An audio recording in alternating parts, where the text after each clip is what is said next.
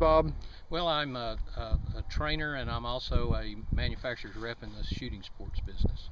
So we end up around a lot of shooting activity, and one of the things that we find is that most people involved in the shooting activity have never had really any formal training shooting wise, and especially in the trauma business. And that's where this class was so good and so informative, that it really puts you more at ease as to what you might come up against in a situation of a serious injury, gunshot wound, or something of that nature.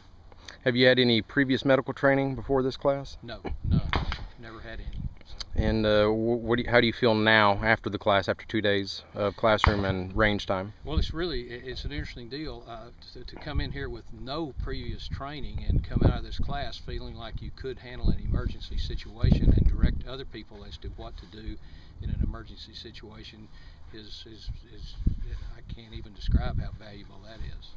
What is one of the unique things you took away from the class, or maybe our training methods? What is something that you really appreciated that you got from the training that we offered and gave y'all today? The combination of both the firearms part of it and in conjunction with the medical part of it, and the ability to recognize different types of injuries and what to do, the application for those different types of injuries, because there's 2 or 3 that at least that we will come up against in the case of on a range somewhere, and there's specific different treatments for those injuries. And as far as the reality, we preach reality-based training. That's kind of our motto. How does that compare to what you could experience in real life and what you got in the training? I think the reality part of this training, there's probably more realism in this training than there is even in most firearms training, because no matter what you do in firearms training, there's nobody normally shooting back at you unless it's simunitions or something like that. So on a square range, usually nobody's shooting back at you or any of that. But in this situation, you actually have to get hands-on, with a simulated injury and do something about it, and sometimes do something about it under a timed situation. Good deal. And what is what's the number one thing you took away from the 2-day class?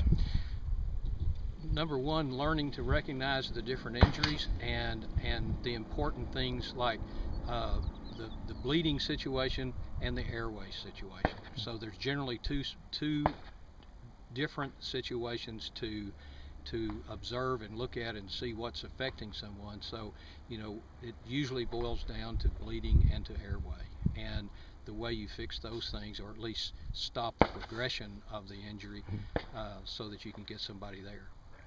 And I guess would you recommend the training and classes of this nature to others as well, from what you got? I would recommend it to anybody, that whether it's police, military, fire, emergency, even with fire and emergency people, they many times don't deal with the whole gunshot thing and the firearms deal and the shooting in relation to the injury situation. So and just hands-on training.